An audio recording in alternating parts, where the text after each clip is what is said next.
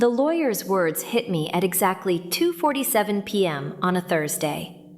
I'm sorry, but according to the updated will filed 3 weeks ago, you've been completely removed as beneficiary. Your husband inherits everything, $47 million, and you get nothing. My hands went numb. We'd been married for 8 years. But the worst part wasn't that my husband cut me out of his parents' will. It was seeing my father-in-law's cold stare in the lawyer's waiting room, knowing he'd orchestrated the whole thing. And he had no idea I'd already set the perfect trap. Rewind 6 months earlier. I'm standing in the kitchen of our Boston brownstone, watching my husband scroll through his phone with that distant look I'd started to recognize. His father had been calling 3 times a day for the past 2 weeks. "Sweetheart, Dad thinks we should review the estate planning. He says with Mom's health issues, we need to make sure everything's updated." His mother wasn't even sick. She did hot yoga 5 times a week and had the energy of someone half her age. But I'd learned something in 8 years of marriage. My in-laws were master manipulators, and my father-in-law was the ringleader. Let me paint you a picture of this man. He wore 3-piece suits to family barbecues. He accidentally introduced me as the girlfriend at business dinners, even after we'd been married for 3 years. And he'd spent nearly a decade trying to convince my husband that I'd married him for money. The irony? I'd built my own marketing agency from scratch. We had a 7-figure income before we ever saw a dime from his family. But facts didn't matter to someone who'd already written the narrative. The first red flag came on a Thursday evening in March. My husband came home from lunch with Dad and announced he'd made an appointment with a new estate attorney. Not our usual lawyer, someone his father recommended. My stomach dropped, but I kept my voice casual. "Why the switch?" "Dad says this person specializes in family wealth preservation. It's important to him." That night, I did what any rational person would do. I called our original attorney, the one who'd helped us draft everything 5 years ago, the one who knew our wishes. Everything split equally if something happened to either of us, with provisions to protect both of our interests. What she told me made my blood run cold. "Someone from your husband's family called last week, asking hypothetical questions about removing a spouse from inherited assets while keeping the marriage intact. I didn't give specifics, but I thought you should know." I sat in my home office until 3 a.m., staring at spreadsheets I wasn't really seeing. My husband's parents had $47 million in assets, real estate holdings across 3 states, investment portfolios, a vacation property in Martha's Vineyard, and the family business his father had built over 40 years. Under our existing arrangement, if his parents passed and something happened to my husband, I'd inherit a portion. Standard spouse protection. They were trying to erase me completely. I'm a problem solver by nature. Comes with the territory when you build brand strategies and fix broken campaigns for a living. So I did what I do best. I gathered information. Over the next 2 weeks, I documented everything. Every casual comment my father-in-law made about protecting family money. Every time my mother-in-law suggested I was lucky to have married so well. Every private meeting my husband took with their recommended attorney. My best friend since college, a family law attorney named Ava, met me for coffee on a rainy Tuesday morning. "They're isolating him," she said, stirring her latte with unnecessary force. Classic financial abuse pattern. Make him think he's protecting himself when really he's being controlled. He won't listen to me. Every time I bring it up, he says I'm being paranoid or that I don't understand family legacy. Ava leaned forward. "Then you need to protect yourself. Document everything. And I mean everything." I went home and created a digital fortress. I backed up 8 years of financial records showing my income, my business growth, every deposit we'd ever made. I documented that we'd bought our house with my down payment, $200,000 from selling my first business. I saved every text message, every email from his parents, and then I found the smoking gun. My husband had left his laptop open. I wasn't snooping. It was on the kitchen counter, email visible. But there it was, a draft message to the new attorney with the subject line, Revised Beneficiary Designations. The email outlined removing me from everything while keeping me unaware until after his parents passed. My hands shook as I forwarded it to my personal email. The timestamp read 11:34 p.m., April 3rd. That night, I tried the direct approach. We need to talk about what's happening with your parents' estate. He looked up from his whiskey glass, and I saw something in his eyes I'd never seen before. Guilt mixed with defensiveness. It's a family business. It doesn't concern you. I'm your wife. We've been married for 8 years. How does it not concern me? Dad explained that family wealth should stay in the bloodline. It's not personal. Those words, not personal, about erasing me from our shared future. Did you sign papers without telling me? Silence. Answer me! Did you sign updated documents? You're being controlled. This is exactly what Dad said you'd do. Try to manipulate me about money that isn't even yours. I felt the floor tilt beneath me. This man I'd loved, supported through his career transition, celebrated every achievement with, he'd been reprogrammed to see me as the enemy. I'm sleeping in the guest room tonight, I said quietly. He didn't try to stop me. The next morning, I woke up with crystal clarity. I called Ava at 7 a.m. I need a forensic accountant and a private investigator. Today. What did you find? Everything. And I'm going to need a divorce attorney too. But not yet. First, I need to understand exactly what I'm dealing with. Over the next 4 weeks, I built my case like I was preparing for the trial of the century. The forensic accountant uncovered something beautiful. My husband's parents had structured their wealth in ways that were actually vulnerable to challenge. The private investigator found even better material. My father-in-law had done this before. His brother's wife, divorced 15 years ago under mysterious circumstances, she'd been written out of everything right before the split. The investigator tracked her down to Portland. I called her on a Wednesday afternoon. They told me I was paranoid too, she said, her voice heavy with old wounds.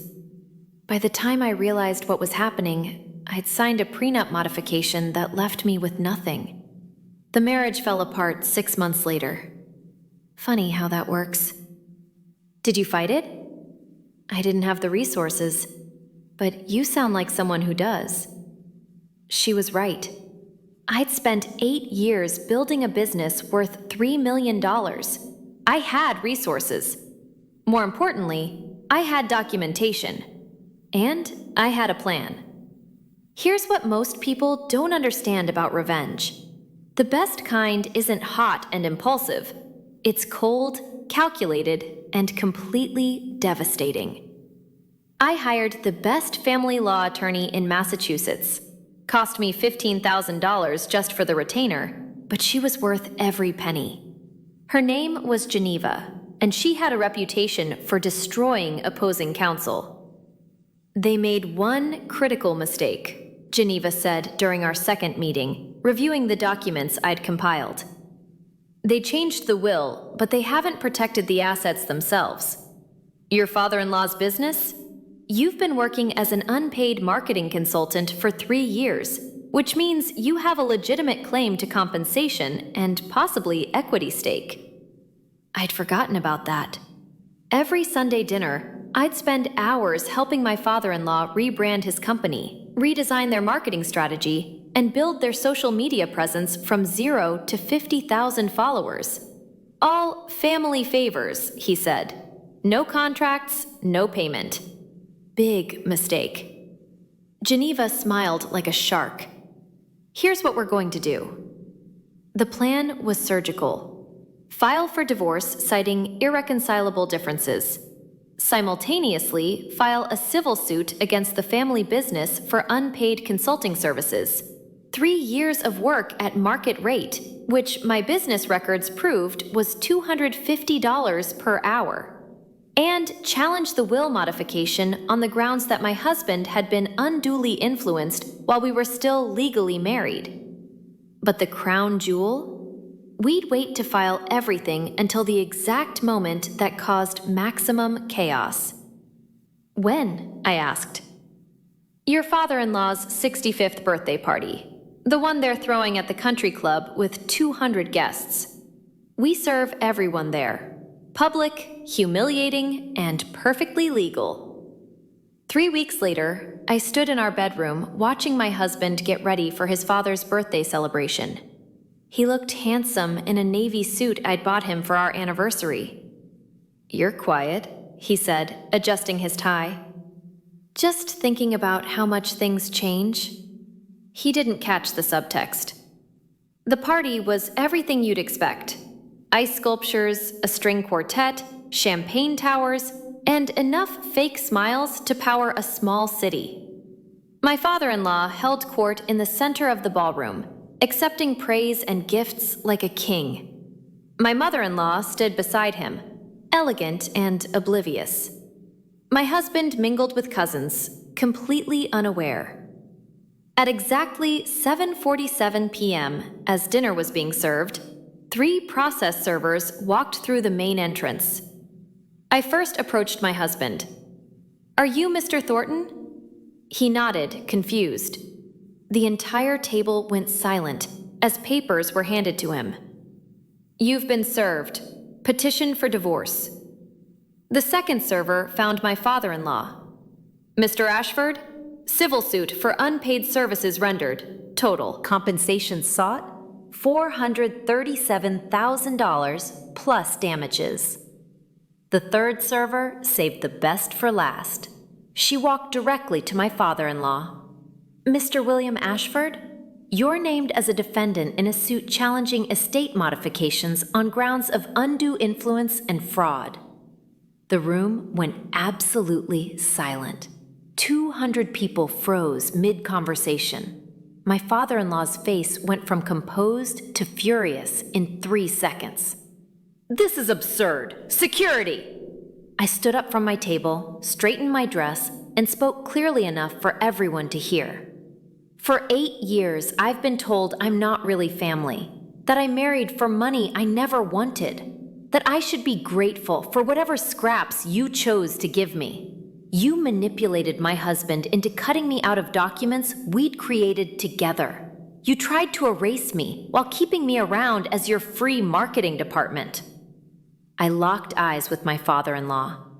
You made one mistake. You assumed I'd be too weak or too in love to fight back. You were wrong on both counts. My husband stood up, papers shaking in his hands. "You're doing this at my father's birthday party? Your father orchestrated a financial betrayal at our anniversary dinner last year. Remember? When he brought the estate attorney to just say hello? Seemed fitting." The crowd murmured. People were recording on their phones now. This would be all over their social circle by morning. I turned and walked out of that country club with my head high. The legal battle lasted 9 months. Discovery was a bloodbath. My attorney subpoenaed everything: email records showing my father-in-law's manipulation, financial documents proving my contributions to the family business, testimony from the ex-wife I'd tracked down in Portland. The will challenge was particularly satisfying. Geneva proved that my husband had signed the new documents while under demonstrable emotional distress caused by his father's interference. The modifications were thrown out. The business lawsuit settled out of court for $380,000. Turns out when you document every email, every campaign, every strategy session, every hour of unpaid work, it's hard to argue you weren't owed compensation.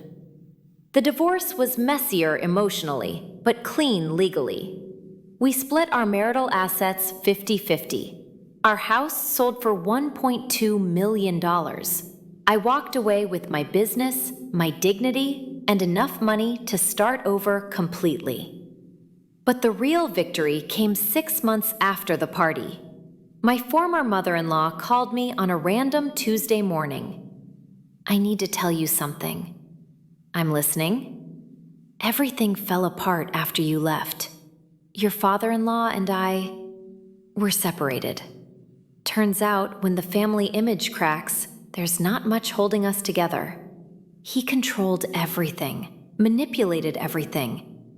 I'm 64 years old, and I'm just now seeing it clearly." She paused. "I'm sorry.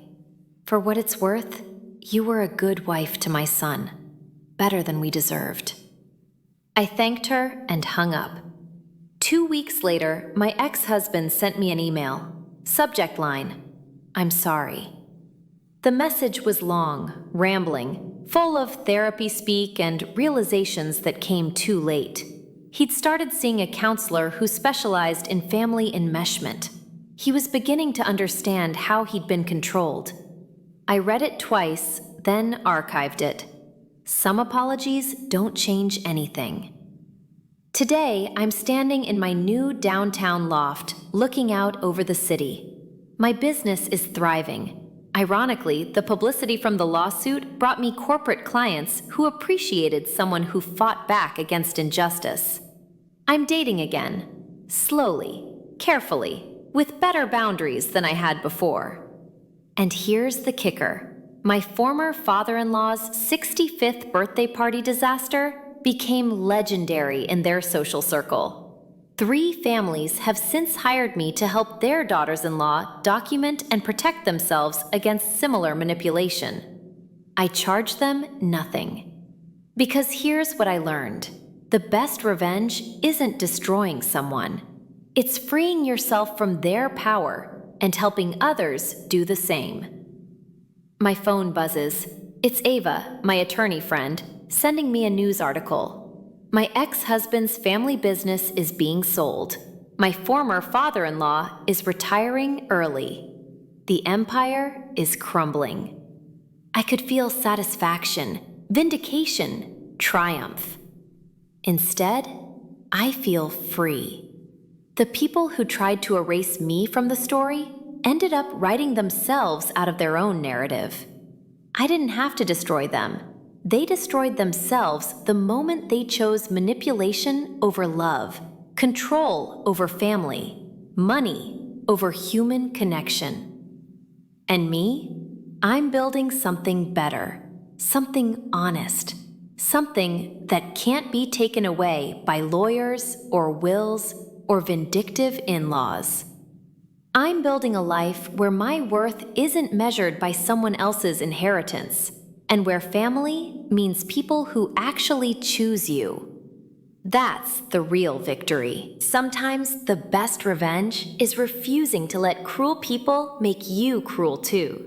Stand your ground, document everything, and never let anyone convince you that protecting yourself makes you the villain. You deserve better, always.